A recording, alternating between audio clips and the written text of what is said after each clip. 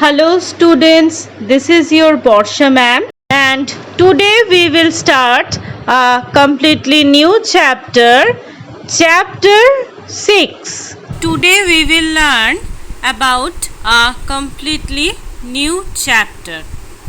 This chapter is all about the changes around us. It is the 6th chapter of our science book. What will we learn in this chapter? Basically, we will learn about the ways to bring a change in an element or a matter or a situation.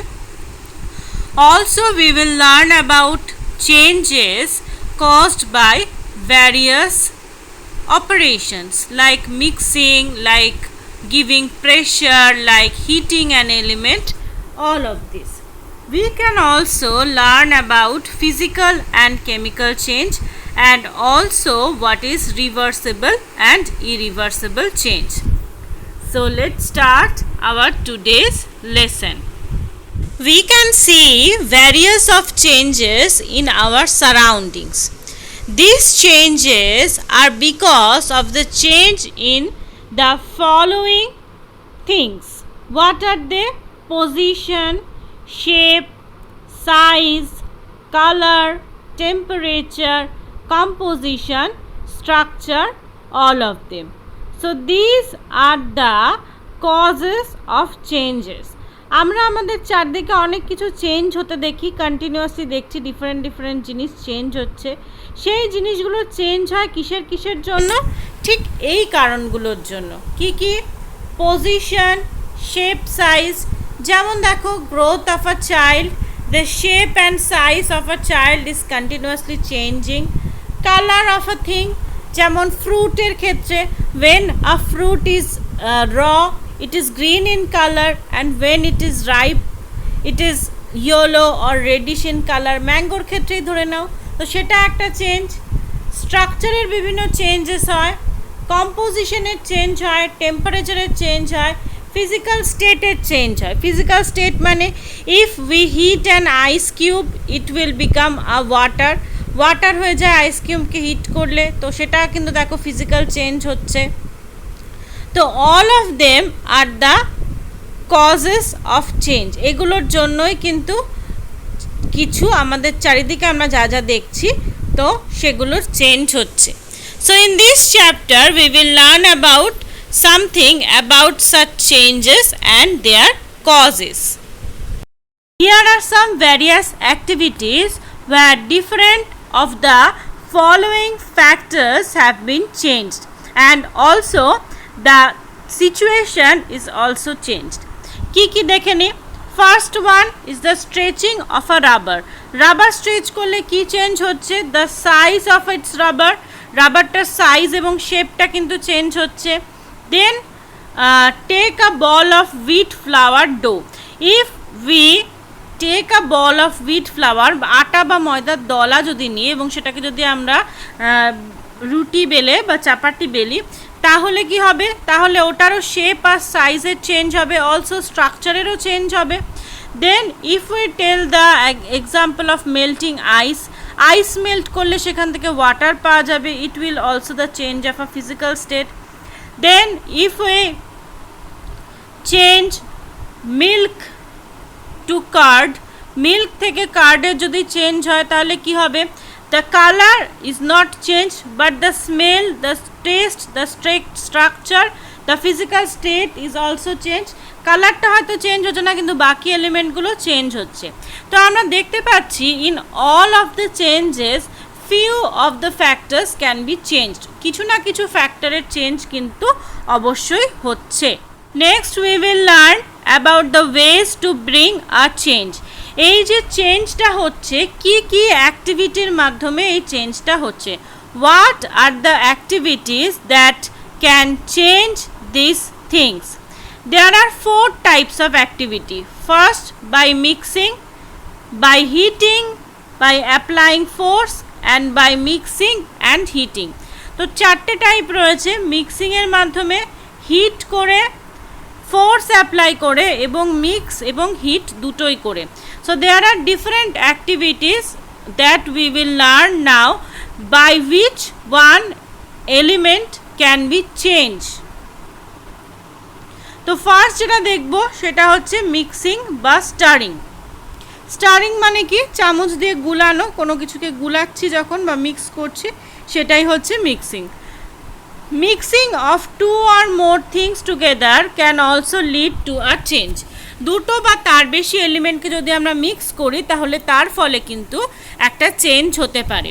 Take a very simple example, যদি we take some sugar and mix it with water, the sugar disappears into water and make a solution. এই যে ওয়াটারের মধ্যে যখন আমরা চিনি গুলছি তখন কিন্তু চিনিটা দেখা যাচ্ছে না, চিনিটা ওয়াটারের মধ্যে কমপ্লিটলি মিশে যাচ্ছে, but the water taste sweet. আগে ওয়াটারের কোনো টেস্ট ছিল না, কিন্তু এখন কিন্তু ওয়াটারের টেস্টটা দেখো চেঞ্জ হয়ে যাচ্ছে। No solid crystal of sugar are seen there, কিন্তু কোনো চিনির ক্রিস্টাল কিন্তু আমরা দেখতে পাচ্ছি না। And this change is cause dissolution.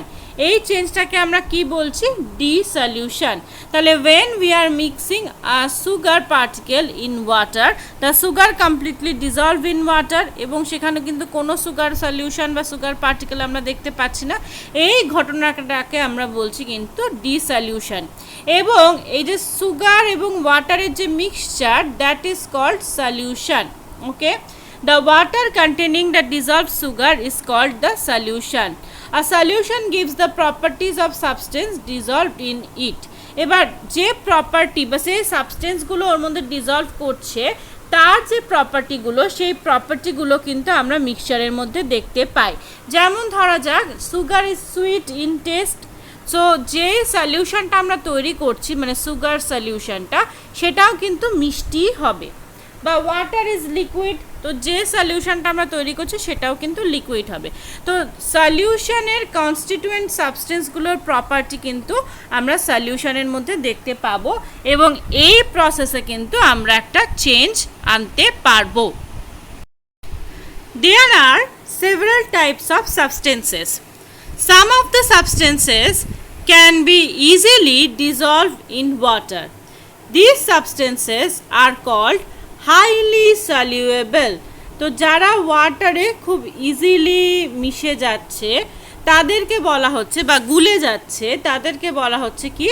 Highly soluble substance. যেমন sugar, salt, they are all highly soluble. The substance which dissolve in water to a reasonable extent are called soluble substance, but some of them can dissolve but not that easily. They dissolve in the water in particular extent.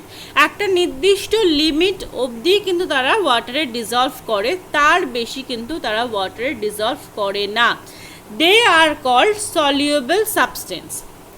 Some of them are dissolved in water in small quantity and they are called partially or sparingly soluble in water.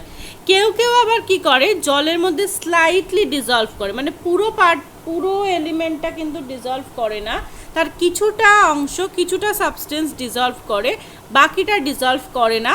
তো তাদেরকে বলা হচ্ছে partially or sparingly soluble. And some substance do not dissolve in water at all and they are called insoluble in water. আবার কেউ কেউ আছে যারা ওয়াটারে একেবারেই ডিজলভ করে না এবং তাদেরকে বলা হয় insoluble particle. So basically there are 4 types of particle: easily soluble or highly soluble, soluble, partially soluble and insoluble particles. তো এই কিন্তু solubility বা মিক্সিং এর মাধ্যমেও কিন্তু we can get a change in an substance. Next one is the change caused by force or pressure. Now at first you have to know what is force or pressure means. Basically a push or pull on an object which tend to change its state of rest or motion is called a force. তাহলে force কাকে বলছে? একটা অবজেক্টের উপর আমরা যখন push বা পুল এরকম একটা কিছু করছি, and that's why the objects rest situation or motion situation is changing or tending to change. সবসময় যে চেঞ্জ হবে বলা যায় না, চেঞ্জ হবে বা চেঞ্জ হওয়ার চেষ্টা করবে, that is called the force. যেমন if you push a ball it starts moving, একটা বলকে ধাক্কা মারলে সেই বলটা মুভ করতে শুরু করে, বা একটা মুভিং বলকে যদি তুমি হাত দিয়ে ঠেকাও সেই বলটা স্টপ হয়ে যাবে, আটকে যাবে। তো এই যে পুশ করছো বা বলটাকে হাত দিয়ে ঠেকাচ্ছ, বলটার উপর একটা ফোর্স দিচ্ছ, all of them are called force. তাহলে ফোর্স মানে কি? Push or pull which tends to change the state of rest or motion of a body is called force. Force K normally আমরা F দিয়ে denote করি, capital F. Now force can also change the shape or size of any object. কিভাবে shape or size change করে? আচ্ছা, if you give a force on a balloon, the balloon burst. বেলুনের উপর যদি আমরা খুব জোরে চাপ দিই, বেলুনকে যদি আমরা হাত দিয়ে, দুটো হাত দিয়ে আমরা ফোর্স দিই বেলুনের উপরে, তাহলে বেলুনের শেপটা চেঞ্জ হয়ে যাবে, অর্থাৎ বেলুনটা বার্স্ট করবে। বা if you squeeze your toothpaste tube, যেমন এখানে দেখো টুথপেস্ট টিউবটাতে যদি আমরা স্কুইজ করি তাহলে সেটা টুথপেস্টের টিউবের শেপটা চেঞ্জ হয়ে যাবে, ওর ভেতর থেকে সমস্ত টুথপেস্ট বেরিয়ে যাবে। বা if you compress a sponge it shape and size will be changed. তো দেখো এখানে all of them are the result of a force, and as a result you can see in each case the shape and size of the object is changing.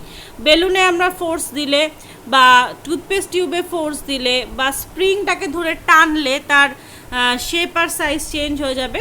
তো in that case আমরা দেখতে পাচ্ছি all of the changes can cause due to the force or pressure. Next we will learn about the changes caused by heating. Heat করলে কি কি ধরনের changes হচ্ছে এবং কিভাবে হচ্ছে। Heat is basically a form of energy. when we heat any substance it gets affected in one or the other way. আমরা যখন কোনো সাবস্টেন্সকে হিট করছি সেই সাবস্টেন্সটা অনেকভাবেই কিন্তু চেঞ্জ হতে পারে। কি কিভাবে চেঞ্জ হতে পারে? First one, certain things simply get hot on heating. কিছু এমন জিনিস আছে যেগুলোকে হিট করলে তারা কিন্তু সিম্পলি গরম হয় এবং সেখানে অন্য কোনো চেঞ্জ কিন্তু আমরা দেখতে পাই না।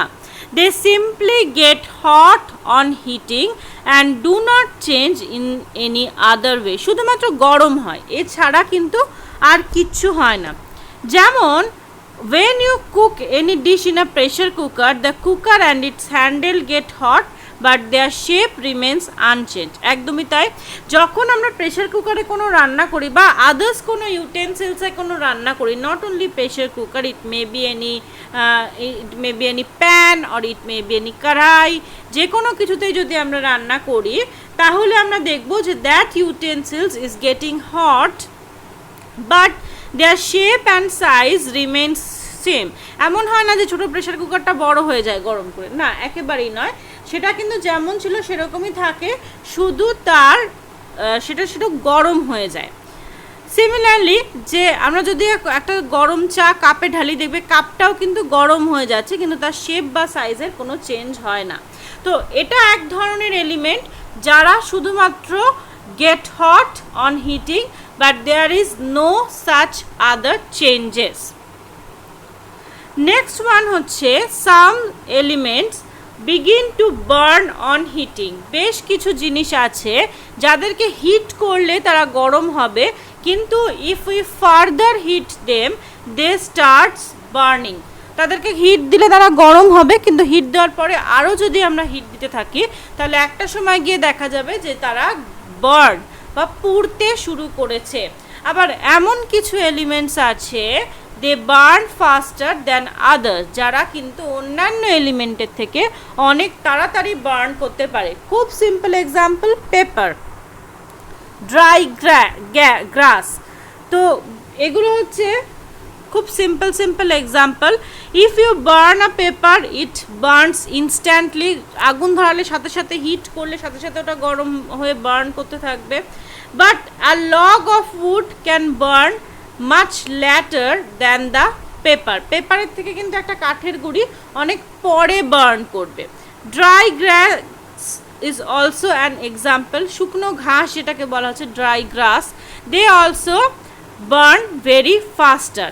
তো দেখা যাচ্ছে যে এই ধরনের এলিমেন্টকে যদি আমরা হিট করি দে স্টার্ট বার্নিং, তারা কোনো টাইমে অপেক্ষাই করবে না, কেউ একদম ইনস্ট্যান্টলি বার্ন করবে, কেউ কিছু টাইম পরে বার্ন করবে। Now next come to the third type of substance or object. এরা কি করে? They get hot and also expand on heating. এরা কিন্তু দেখো এরা গরমও হয় এবং এক্সপ্যান্ডও করে। খুব simple example, normally most of the solid liquid and gaseous substances expand on heating.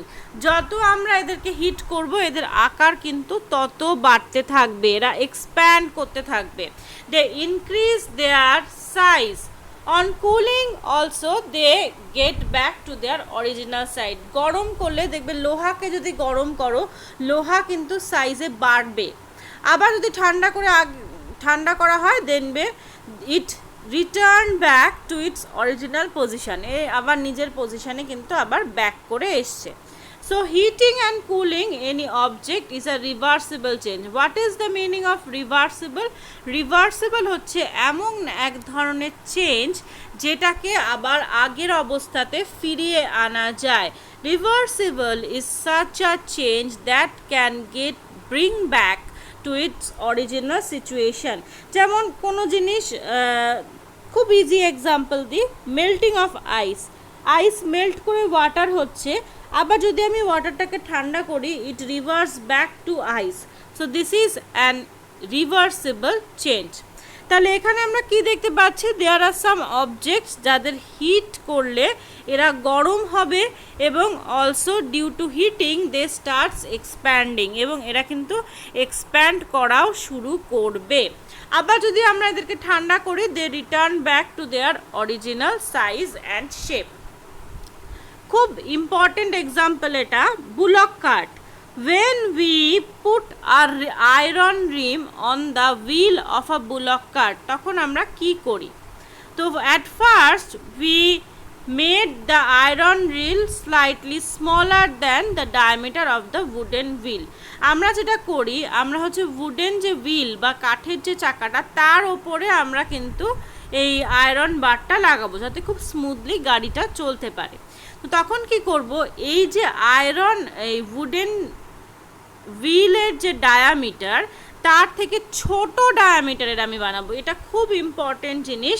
We made it slightly smaller than the diameter of the wooden wheel.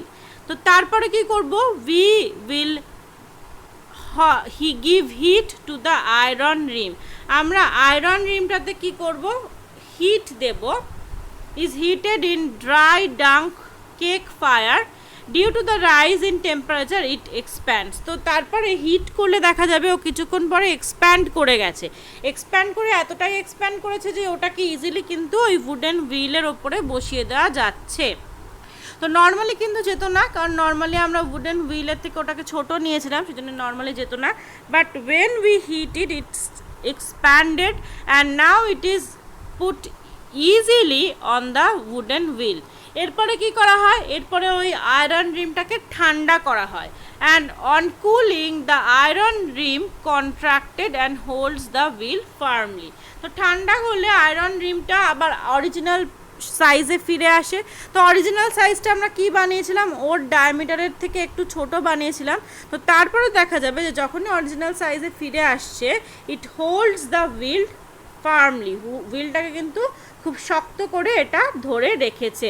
এটা ঠিক এই কারণেই কিন্তু স্মলার সাইজের তৈরি করা হয়। না হলে যখন গরমকালে ওই বুলক কারটা রাস্তা দিয়ে চলবে, যদি দেখা যায় যে হুইলটা তো ক্রমাগত গরম হতে থাকে, তো যদি বড় সাইজের নিই দেখা যাবে যে ওই আয়রন রিমটা ওখানে হিট পেয়ে এক্সপ্যান্ড হয়ে গাড়ি থেকে খুলে পড়ে গেছে। তো সেই জন্য বড় সাইজের নেওয়া হয় না, স্লাইটলি স্মলার নেওয়া হয় অ্যান্ড দেন সেটাকে হিট করে এক্সপ্যান্ড করিয়ে দেন হুইলে ফিট করা হয়। তো this are the 3 types of element, যারা হচ্ছে হিট করলে গরম হয় অ্যান্ড এক্সপ্যান্ড করে, যারা হচ্ছে খুব ইজিলি বার্ন করতে থাকে হিট পেলে, and the third one which simply get hot, যারা শুধুমাত্র গরম হয় কিন্তু তাদের শেপ বা সাইজের কোনো চেঞ্জ হয় না।